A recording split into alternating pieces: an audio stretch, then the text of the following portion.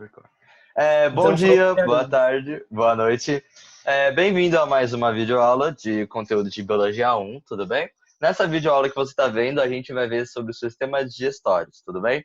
Os problemas do sistema digestórios a gente não vai abordar isso em aula, porque eles tendem a cair muito pouco nas aulas. Então eu recomendo você só dar uma olhadinha nos exercícios que foram fornecidos para a gente e no resuminho aqui.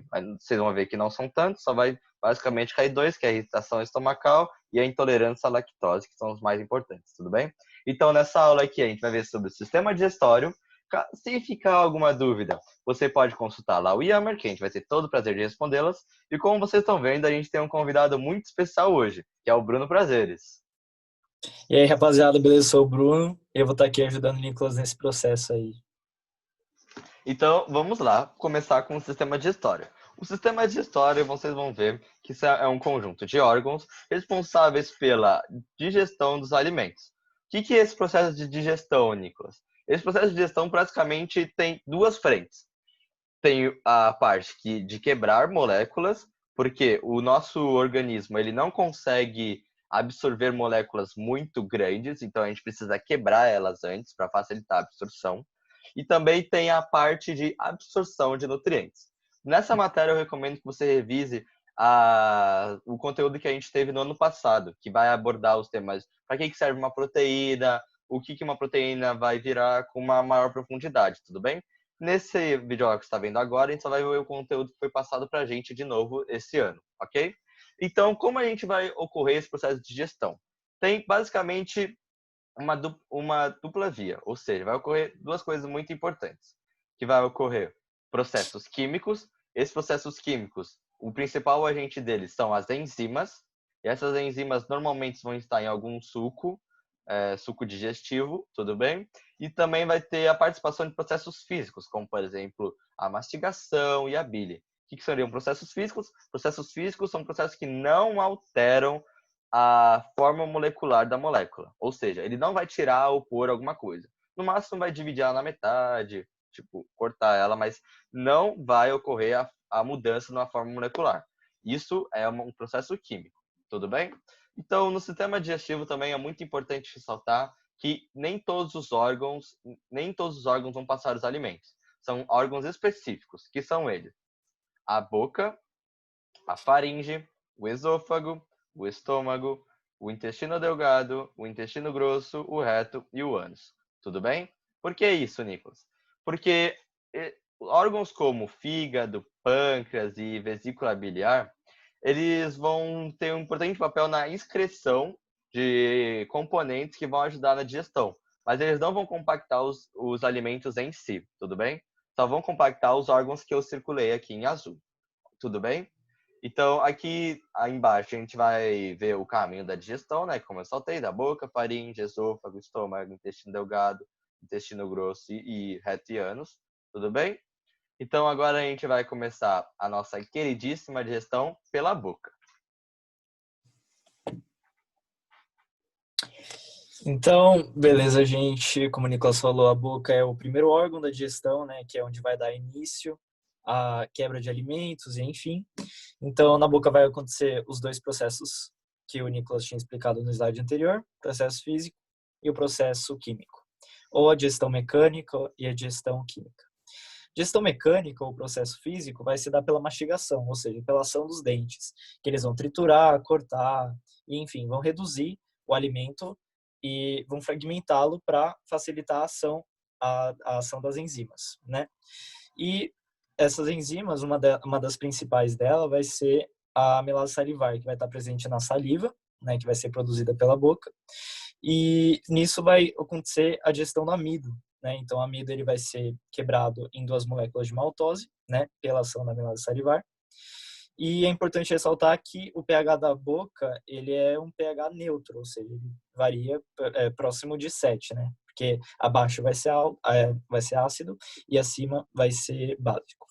Então, depois disso aí, né, depois da ação dos dentes e da ação das enzimas, vai acontecer a formação do bolo alimentar, né, que vai ser esses fragmentos do alimento junto com a saliva, e enfim, e aí ele vai descer, e aí o Nicolas vai progredir aí nessa digestão da, da digestão.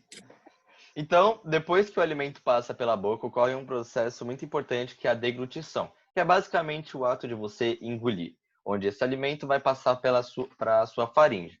Da faringe, ela tem que ir para o esôfago e do esôfago ele tem que ir para o estômago. Mas não pense que essa é uma trajetória muito fácil, mesmo eles tendo normalmente favorável à gravidade. Normalmente, o alimento ele encontra dificuldades para passar da faringe, do esôfago e do estômago, caso não houvesse nenhuma ajuda desses órgãos, tudo bem? Então, o que ocorre para facilitar essa sua caminhada? Ocorre os chamados movimentos peristálticos, que são basicamente contrações desses órgãos que fazem com que esse alimento seja empurrado em direção ao estômago, que aí vai ocorrer a próxima etapa de digestão. Então, aqui vocês podem ver aqui no nosso GIF, onde ocorre a deglutição antes, o alimento passa pela... Calma aí, deixa eu resetar aqui. O alimento passa pela faringe, está aqui passando pelo esôfago, com os movimentos peristálticos, empurrando o alimento em direção ao estômago, que aí ele vai se dar para a próxima etapa da digestão. Então, é basicamente esse o transporte em direção ao estômago, a deglutição da boca para a faringe. Da faringe ocorre os movimentos peristálticos para a passagem para o esôfago, e do esôfago também vai ocorrer os movimentos peristálticos para a passagem para o estômago, ok?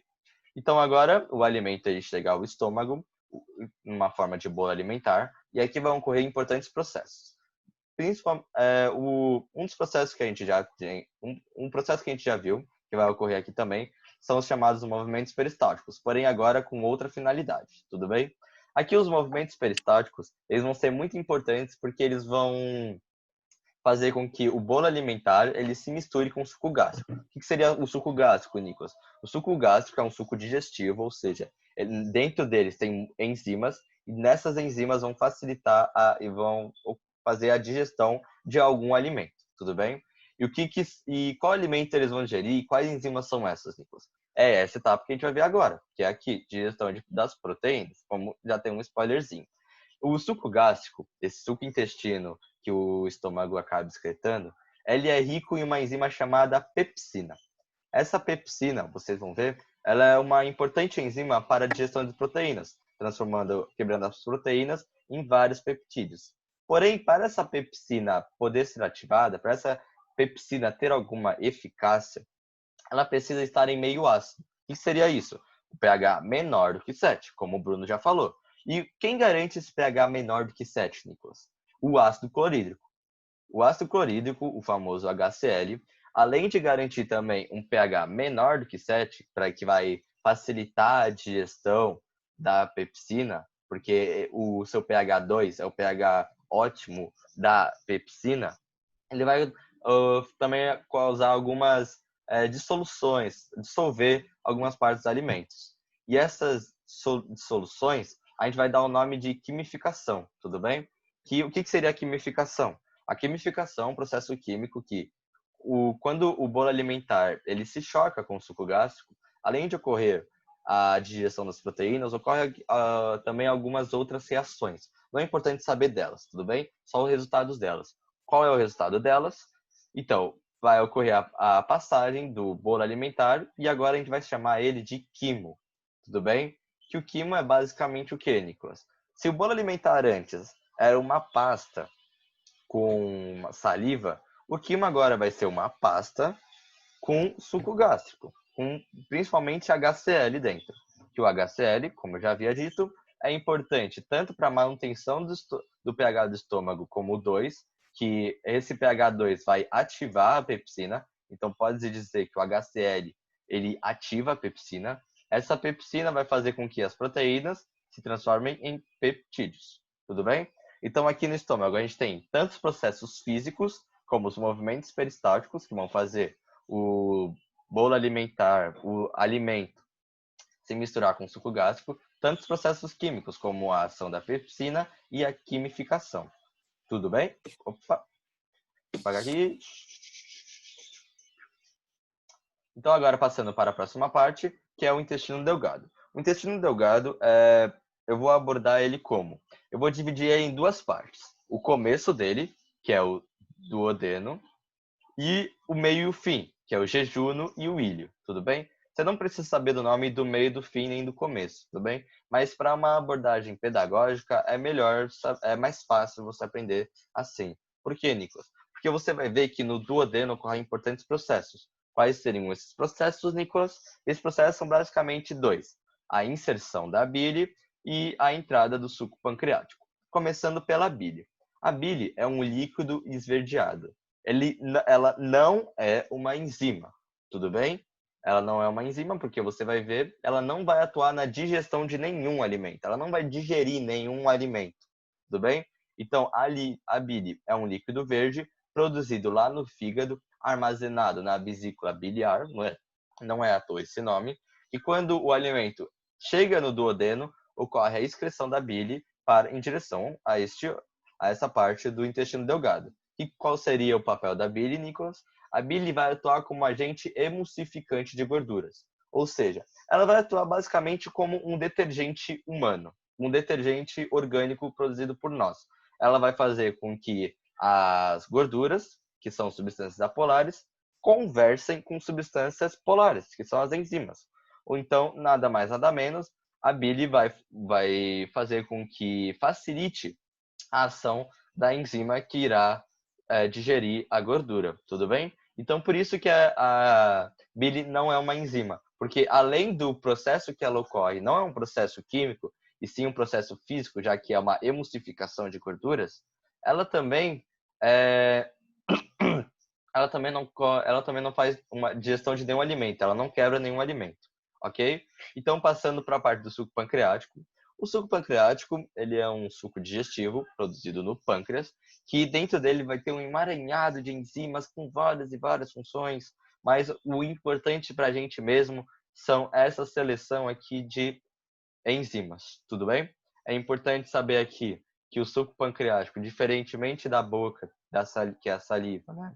E diferentemente do suco gástrico, ele vai ter um pH alcalino, ou seja, normalmente um pH maior do que 7, porque as suas enzimas agem melhor nesse pH. Quais seriam essas enzimas? Primeiro, tem as enzimas que vão digerir as proteínas, tudo bem?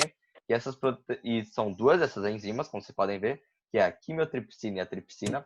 Não precisa saber dos dois nomes, tudo bem? Se você souber só tripsina ou só quimiotripsina, já conta, tudo bem? Então elas vão fazer a mesma coisa que a pepsina, digerir as proteínas em peptídeos. Mas, peraí, Nicolas. As proteínas já não tinham sido digeridas lá na pepsina, lá no estômago? Em partes. Como assim em partes? No estômago, a pepsina ela não dá conta de digerir toda a carga de proteínas que tem no quimo/bolo alimentar. Porque são muitas. E as proteínas são muito importantes para o nosso corpo, como a gente viu lá no ano passado. Ela agem em função em várias. Elas produzem anticorpos, produzem alguns hormônios, têm função estrutural, produz fibra muscular. E é muito importante que a gente não deixe nenhuma proteína passar em branco. Por isso que aqui no suco pancreático tem ação de enzimas que digeram proteínas, para assim terminar o trabalho da pepsina, que é a tripsina e a quimiotripsina. Também vai ocorrer a digestão novamente do amido. Por que isso, Nicolas? Mesmo o amido sendo um alimento muito fácil de ser digerido, algumas pessoas, às vezes, acabam não deixando o alimento, muitas vezes, por muito tempo na boca. E assim, a amilase salivar não consegue agir. Não conseguindo agir, ela não consegue digerir o amido. Então, imagina, se só tivesse a amilase salivar que digerisse o amido. Se uma pessoa que comesse muito rápido, a amilase salivar não ia ter tempo para digerir o amido. Então, é muito importante no suco pancreático que tenha a amilase pancreática. Amilase salivar, saliva, pancreática, suco pancreático. Então, a amilase pancreática vai ter um processo muito similar à amilase salivar, que vai digerir o amido, transformando ele em polissacarídeos, tudo bem? Então, aqui também ocorre a digestão de ácidos nucleicos, tudo bem? Que esses ácidos nucleicos, vocês vão ver que é tanto o RNA, tanto o DNA, e as enzimas, que são a RNase, vai digerir o RNA, transformando ele em ribonucleotídeos, e o DNase vai pegar o DNA e digerir eles em também ribonucleotídeos, tudo bem? Aí agora, você lembra que eu tinha falado que a bile ia facilitar a digestão da gordura de alguma enzima, é aqui que essa enzima entra, que é a lipase, tudo bem? Você não deve estar vendo aqui, mas é um P aqui, é lipase. A lipase é uma importante enzima que vai ocorrer, que vai fazer a digestão das gorduras. E a sua ação é muito comprometida caso não ocorra a ação da bile, tudo bem? Por isso que pessoas que, por alguma questão de vida, assim, tenham que retirar a vesícula biliar, elas têm que aderir a uma dieta menos gordurosa, já que sem a ação da bile, a ação da lipase fica muito comprometida. Então, a lipase vai pegar os lipídios, que são gorduras, e transformá-los em glicerol e ácidos graxos. Tudo bem?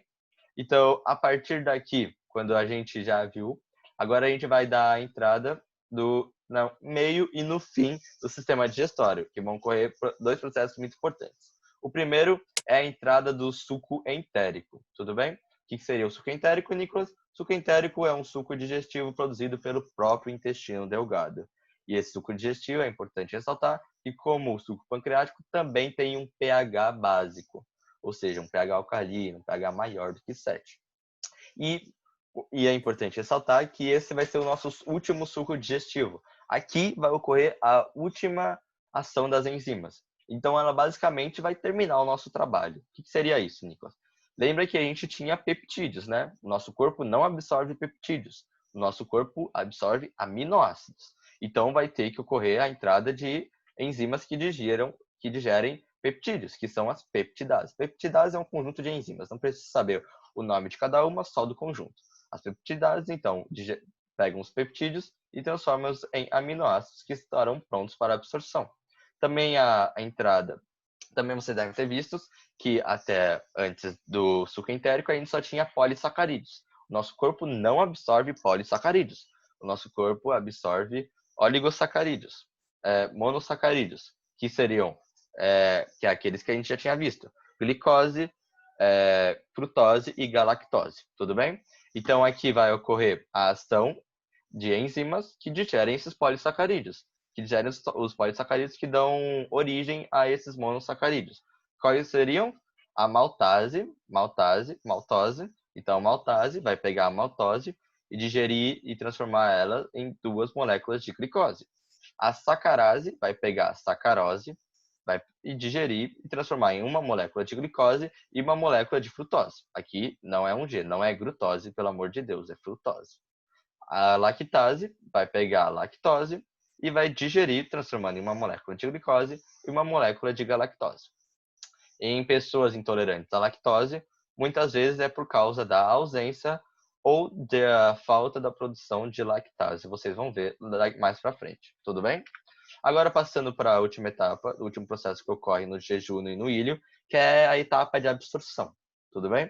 A etapa de absorção é muito importante saber disso, que ela só acontece por causa de uma estrutura que são as microvilosidades. O que seriam isso, Nicolas? Microvilosidades é um conjunto de células cuja membrana plasmática estão dobradinhas, como vocês podem ver aqui.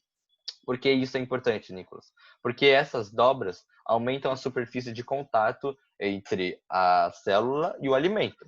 Assim, aumenta a superfície de absorção, facilitando a absorção das células desses alimentos. E sem elas, o alimento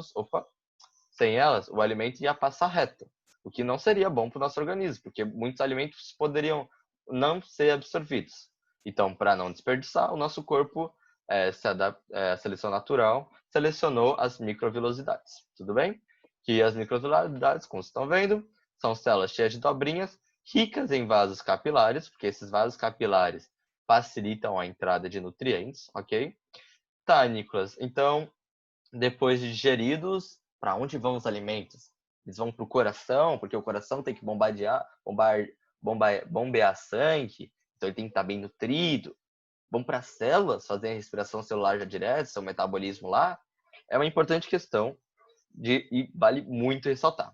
Depois que os alimentos são digeridos e eles são absorvidos e estão agora na corrente sanguínea, eles são destinados para o pâncreas, tudo bem?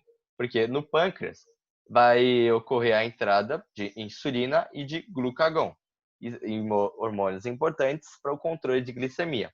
Então, quando chegou lá no pâncreas, ele pegou, aqui tem muita glicose, a nossa glicemia vai subir muito. Então ele excreta a insulina, essa insulina transforma a glicose lá nos glicogênios, que é a reserva de glicose. Ademais, no pâncreas também ocorre a filtração do sangue. Ocorre a filtração, não que nem nos rins, tudo bem? Nos rins ocorre uma filtração muito mais elaborada. Mas aqui ocorre uma desintoxicação dos alimentos. Como, por exemplo, se a gente ingeriu um alimento estragado, por exemplo, é aqui que vai ocorrer o fim dele, tudo bem? Então, tá, Nicolas, mas depois de passar pela absorção, tudo é digerido sem exceção alguma, tudão. Isso, se tudo é digerido, então por que serve o intestino grosso? Se tudo é digerido, então pode ir direto para o ânus. Não precisa ter um órgão para isso. E você vai ver que, na real, nem tudo é digerido. Primeiramente, quando nossas microvilaridades agem, elas deixam passar importantes cargas de sais minerais e de água. Como você deve saber, lá do nosso bimestre anterior, é muito importante para um organismo que ele não perca água com tanta facilidade. Por isso que o intestino grosso é muito importante, porque no intestino grosso vai ocorrer a absorção de água, tudo bem? Porque a água ainda pode ter um restinho de água e aí a gente vai absorver essa água. Ademais, como eu falei, também há restos de sais minerais, como por exemplo potássio, sódio. E esses minerais aqui nem todos são absorvidos pelas microvilosidades. Então, no intestino grosso tem um grande papel na absorção de tanto sais minerais e de água. Tá, Nicolas? E o que sobrou? O que sobrou, praticamente, então? Vocês vão ver que basicamente sobrou 3 coisas. Células mortas. Como assim células mortas, Nicolas? Você saber que células vivem, nascem e morrem constantemente no nosso corpo. Agora, milhões de células devem estar morrendo quando você está assistindo isso daqui.